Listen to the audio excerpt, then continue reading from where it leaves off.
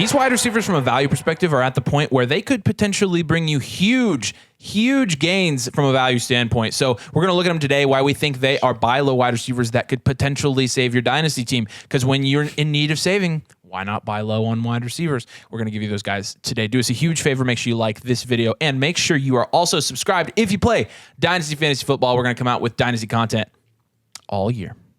It's going to be great. Just subscribe. And make sure you check out our merch. And make sure you head over to Fantasy Domain and subscribe there as well. Like I said, I think there's 4 guys we have. We have 4 guys, and the first one is going to shock you. I will admit it. It will shock you. But once you hear us out and hear why we've flipped our script a little bit on this, we've not contradicted ourselves.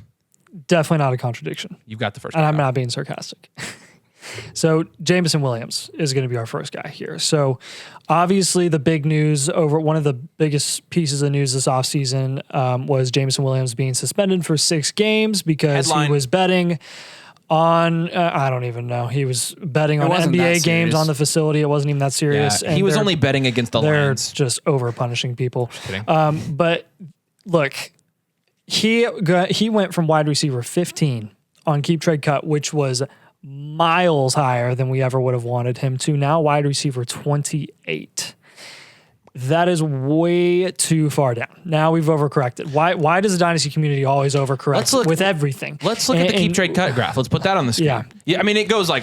It's so predictable. It's so predictable. When something like this happens that doesn't affect the play of a player, when they're just out for a few games because of a suspension, he didn't have any off-the-field issues, he bet on an NBA game on the facility, his draft capital didn't change, he didn't tear his ACL again, he didn't do anything. He's going to be back week 6. Yep. And they're going to utilize him. We're not saying, the point still stands for us. We have always made an argument that Jameson Williams is not going to produce at as high of a level as everyone predicted. That point still stands because of the type of wide receiver that he will be in the Lions offense, where Amon-Ra St. Brown will be getting a majority of the targets. However, you have to buy him now, because when the second he steps back on the field and has another 70-yard touchdown, has an end around. As soon as he gets an end around, people are going to be like, he's going to go for at least a first. I got to trade for him. Like this is called playing the market. This is textbook playing the market. There's a qualifier on this, only this one. Out of the 4 of them, this is the only one there's this qualifier on. You're buying him now to sell him later. We do not want Jameson Williams on our roster come January. No. We want him now. We want him right now, and we will sell when his value goes back up. This is a play the market, buy low, sell high. We do not believe in Jameson Williams still. I don't have him in any leagues, I don't think, but I'm going to get him because why not take the profit? In Dynasty, the suspension should in no way impact his value from going to wide receiver 15 to wide receiver 28. I mean, this has happened time and time again over the last few years, though. Look at Deshaun Watson, Calvin Ridley, Jameson Williams. I mean, buy these players when they're suspended, because if you get on Keep Trade Cut right now and pull up Jameson Williams, you can see as he went through the season, being injured, wasn't playing, his value is still going up and up and up and up, because people know at some point he's going to return. Look at Calvin Ridley on the way to returning from his suspension. Jameson Williams is going to do the same thing. By week 5, he's going to be I bet he'll be wide receiver 20 again on Keep Trade Cut. And he's not the type of prospect that we believe in him, like at his peak, that we could be drafting him as wide receiver 15 in Dynasty without ever even playing. No. But let me talk on the Lions offense real quick. Amon-Ra St. Brown, Jahmyr Gibbs, and they just added Sam Laporta. They also have Jameson Williams. They have a good offense there. That offense with those weapons is going to keep defenses honest. And when you keep defenses honest, you can't just focus on the long game. You cannot just focus on the deep routes. And that's what Jameson Williams is going to specialize in. And I do think he's going to be a good weapon in the NFL. Maybe not a fantasy beast. Yeah. And again, it's all about playing the market. It's all about getting value wins. This is going to be a value win. Any way you want to look at it, he's probably going to be a good buy right now. You've got our next guy on this list. Yeah, Deontay Johnson just 2 years ago was also someone who was considered to be a high-end dynasty wide receiver. The problem was, last year, Deontay Johnson only scored 10.6 points per game. He had 0 touchdowns. Unfortunate. However, I'm going to talk about expected fantasy points per game. That means expected if that player and his teammates were to perform at the league average on every single play. So based on the volume that he was getting, if Deontay Johnson and the rest of the team, say his blocking, the O-line, the quarterback had performed a league average, he would have scored 13.7 fantasy points per game, which would have put him inside the top 25 wide receivers on a points per game basis. Now, Deontay Johnson, he was in 98% of the time he was on the field, he ran a route. Wow, sixth in the NFL. Sixth in the NFL in route participation. Precipitation. He had 147 targets, which is 8.6 per game. Also, sixth in the NFL. He had a 27% target share.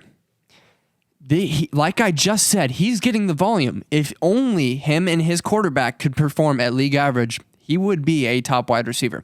Let me talk about his red zone target percentage. 31%. Deontay Johnson, through 17 games in the NFL season, had 18 red zone targets. 18. That was also sixth in the NFL. However, he only caught 7 of those and 0 turned into touchdowns. If you even take those 7 receptions and put them into touchdowns, he would have been a good fantasy asset last year. And that's what we're talking about. If he even just had the league average touchdown percentage, which is like 5% of catches is the league average. So Kenny Pickett last year, under pressure, he was 6th in the league in deep ball rating, but he was 28th in red zone rating. So this is what we're saying. All we need is Kenny Pickett to get better in the red zone. And I'm going on here. But our point is Deontay Johnson will turn his targets. He gets a lot of them. He got 147 last year. He will turn those back into touchdowns this year. He's going to be a good wide receiver. He already is a good wide receiver. He gets the volume. George Pickens. We like George Pickens enough, but George Pickens is good in the deep game. He can stack DBs. He can take the ball downfield, but he's not going to take away from Deontay Johnson. He's not as good of a route runner. His route running is, honestly, it's average. And I'm going to get ahead of this. I'm going to get ahead of this. I agree with that. That's going to be the number one thing in the comments. George Pickens, wide receiver 1 in Pittsburgh. Yeah, not only, it doesn't really matter how good George Pickens is or how athletic he is. Look at how Pittsburgh uses him. Go look at his route tree. Go look at his usage. I mean, if they continue to use him in that role, which I think they will, that's always been the role they've used a wide receiver like that for. See Chase Claypool. Chase Claypool had that one big year, and then it was like, oh, he's pretty much just the big guy filler on offense. Yeah. I think George Pickens is probably more talented, but it doesn't matter. Yeah. People are comparing their stats last year, Deontay Johnson and George Pickens, and saying, okay, now actually you can pick your poison as which one you think is going to be the wide receiver 1 on this team. And when you're playing in points per reception leagues, it is extremely clear who is the wide receiver 1 for fantasy. Extremely clear. In fact, if you're arguing with it, you're wrong. You're taking the guy with 147 targets. How many targets did George Pickens have last year? Tell me, somebody. Right now. While I do that, I want you to read about Deontay Johnson and his unrealized air yards. 875 unrealized air yards. Second in the NFL. So not only did he leave touchdowns on the board, which, yes, some of that you have to say, yeah, Deontay Johnson, you got to be better in the red zone. Again, the red zone passing production last year was horrible from a Pittsburgh Steelers standpoint. If he even gets up to league average on that, and you factor in the fact that he has the second overall highest unrealized air yards total, Deontay Johnson, it's not only in the range of outcomes, like it's probably an outlier. It's definitely an outlier that he finished as low as he did. It's probably an outlier that he wasn't at least like wide receiver 15. Yeah. And the other argument that we're going to hear, I already can hear it in the comments. Just you guys saying, well, guys, Mr.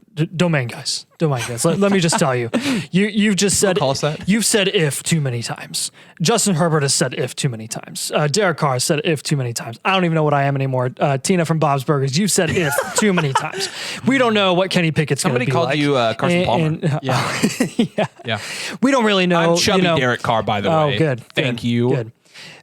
I understand that ifs a lot of times in Dynasty they don't account for the actual production of players. But when Deontay Johnson is being significantly valued below what his ceiling is, or below even what his average production has been over the past couple seasons, that's when the red flag should come up and you'd be like, hold up, it is more likely than not that he's going to produce at a higher rate than he did last season, because this was just outlier stuff. I mean, like Kenny Pickett last year, they didn't intend for Kenny Pickett to even start for the majority of the season last year. Mitch Trubisky was just that bad. And Kenny Pickett, the fact that he was able to play at the rate or at the level that he did last season was honestly impressive to me. And I don't think it's too much to ask for him to even be just at the bottom the bottom tier of average quarterback play, in my opinion. No, I don't think it is. George Pickens. 84. targets. And like 52 receptions, I think. So, guys, he is dang near doubling up George Pickens in targets. It's not debatable. It's not. If you reply in the comments and say George Pickens is going to take away from Deontay Johnson, we're just going to list their targets. Targets in PPR leagues are king. Receptions in PPR leagues are king. You get more receptions with more targets. And it's not only volume, though, it's skill. Deontay Johnson is one of the better route runners in the league, and he just is consistently getting open no matter who's playing QB. So, it's not really his fault he had a statue, and then Kenny Pickett, who's no better than a statue last year, playing QB. It's not his fault. Here's our last Deontay Johnson stat. He was 4th in the league in juke rate, meaning he was the 4th most elusive player in the league. He dodged, he broke, he made the most players miss him when you're talking about tackling. So he's good with the ball in his hands as well. As we've covered, stats like juke rate, they can be sometimes indicative of players that are quarterback proof. And I think at this point, I would definitely say route wins is another one. 11th in route wins. Again, underrated route runner. There are plenty of statistics here to support the fact that he's being undervalued in Dynasty. Again, 2nd in unrealized air yards, which is insane. Again, I don't really see the disconnect here, but you're getting him at a good price, so go get him. Yep. That's our advice to you. Do it. All right. Who's doing our next guy? You're up, John Mechie. John Mechie is our guy. I'm doing Christian Kirk. You're doing I'm doing... Okay, great. We went over this. Yeah, so John Mechie is... I think a lot of people have forgotten that he was a 2nd-round prospect just a year ago. I guess, unless they're like less than 1 year old. Yeah, so with John Mechie, again, he was a solid prospect coming out of Alabama, and he was really overshadowed by Jameson Williams going very early in the first round. He wasn't the first wide receiver off the board, but he went with those guys like London and Wilson and Olave and Burks. And with John Mechie, he had even a little bit of hype going into the season, and then unfortunately he was diagnosed with leukemia and had to miss the season while he was working on fighting that disease. And from all reports and everything we've heard, he's ready to go this season. And honestly, what better time could you ask for this guy to come in and be playing with a rookie quarterback, get used to this new offensive style, this new offense with D'Amico Ryans, where you're getting the ball passed to by CJ Stroud, who was a 2nd overall pick in the NFL draft instead of Davis freaking Mills. And I think this is the best situation you could ask for, and honestly, a miserable franchise and a miserable, offense right now. And I think you're going to have a lot of chemistry, a lot of built up experience with, a guy that is essentially a rookie going into the season with CJ Stroud. They're probably going to hit it off, I would guess. Who else do they have in that offense? Nico Collins. Nico Collins is always the biggest argument. This is your biggest argument as well. You like Nico Collins a lot more than I do. I think Nico Collins at best is kind of a... This is news to me. Oh, okay. Maybe I'm wrong. I don't have hardly any Nico Collins. Okay, well, that's fine. I think John Mechie... I learn something new about myself every day. John Mechie is easily, in my opinion, the wide receiver 1 in that offense. Nico Collins' ceiling is capped. I think you can say, look at this highlight grab that Nico Collins made on the sideline. Nico Collins is the Alan Lazard of this year. Vacated targets does not mean that he's going to increase his production. Yeah. It doesn't. And it's the exact same thing here. With the nice thing about freaking John Mechie is you're getting him in like the no man's lands round. Well, and here I'll say this. The Texans drafted John Mechie because they already had Nico Collins. They'd already seen a year of him, and they knew, well, he's not an alpha wide receiver, so we got to take John Mechie. John Mechie, in his junior year at Alabama, averaged more than 10 targets per game. John Mechie had 1,100 yards and 8 touchdowns in his last year at Alabama. John Mechie, had he gone in this year's draft, would have been a first-round wide receiver. He was a good prospect, but he would in 2022, whatever, last year's draft, there was Drake London, there was Jameson Williams, there was Garrett Wilson, there was Chris Olave. There were some elite wide receivers at the top there, and that pushed all the teams with wide receiver need to take them early. And then the Texans got John Mechie at the 212. He's a very good wide receiver. He was a good prospect. And this is a little bit bolder. CJ Stroud, I have held this belief for a long time. I think he's going to translate to the NFL very well from a throwing standpoint. I think he's going to rushing upside standpoint, which no one wants to believe in. Like I do think that CJ Stroud is going to produce this year from a passing game standpoint more than people think. There are 2 players on the Texans that I think have the most to gain from that. Number 1 is going to be obviously John Mechie. The second is going to be Dalton Schultz. I think those 2 guys are going to soak up a lot of the targets given their skill sets, given their fit with CJ Stroud's style. And again, I think if if CJ Stroud I think he's going to exceed what people are expecting of him from a passing game standpoint this year. And when that does happen, you're going to have fantasy producers stem from that. And I think John Mechie is probably the biggest one to gain from that. So, all right, our last guy on here is going to be Christian Kirk, a guy that we have been tooting his horn a lot. Toot, toot. And we will continue to toot because we are the tooters. No, it's actually because people are overvaluing Calvin Ridley, but we like saying tutors on the show. I guess tutors is an actual... Anyways, after a career year last year, averaging 14.2 points per game, Kirk is the 15th highest paid wide receiver in the NFL. Do you remember that big contract? I'll put the headline up. You remember the big contract that is like, oh my gosh, what just happened? Christian Kirk, of all players, just got this contract. And we sat on our podcast back when it was a rinky-dinky podcast. And I told him, I said, Christian Kirk's better than you think. And they're like, no, he's not. He's not better. He delivered. Yeah, he delivered. Wow, very much did. Wide receiver one finish last year. Obviously, he scored 52% of his points from the slot last year, which we love.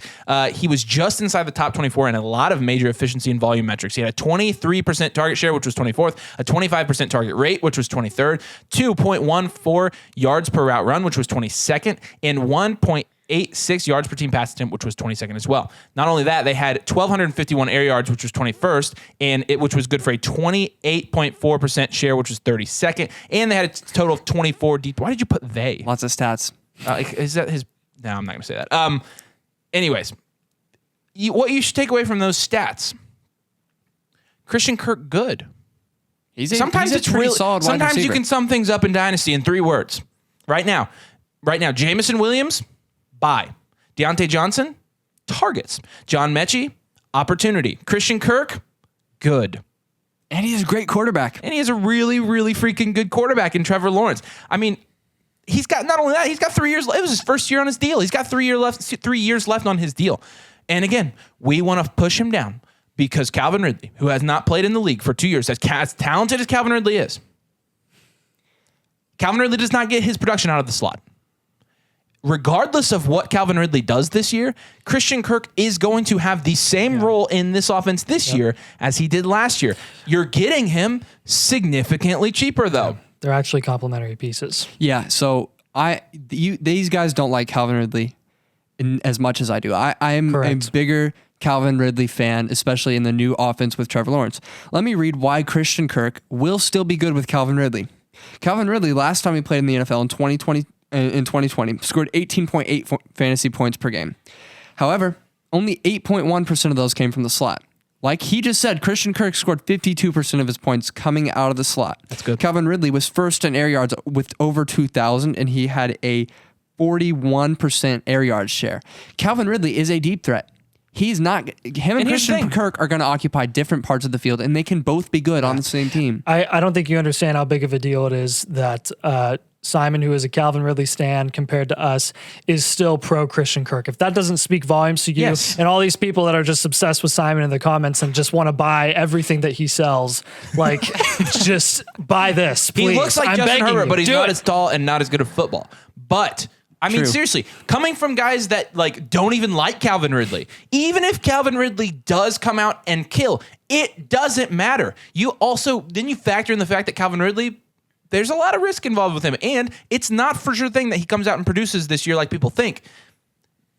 It is absolutely in the range of outcomes that Christian Kirk's a wide receiver one again this year. Tied to Trevor Lawrence. I think look at what he was doing with receiver too. Look at what he was doing with Evan Ingram. Look what he's doing with Christian Kirk.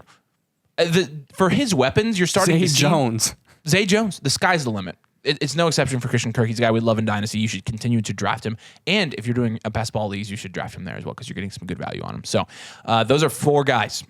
4 guys. We used 3 words for each of them, or I did. I don't know. I try to make it. I try to make it simple. No, we got to make the Dynasty content simple. Sometimes things are just really easy. So do us a huge favor. You know what else is easy? Hitting like on the video. You know what else is super easy? Hitting subscribe. So make sure you do that. Make sure you're hitting like on the video. Thumbs up on 3, 1, 2, 3. We'll see you later.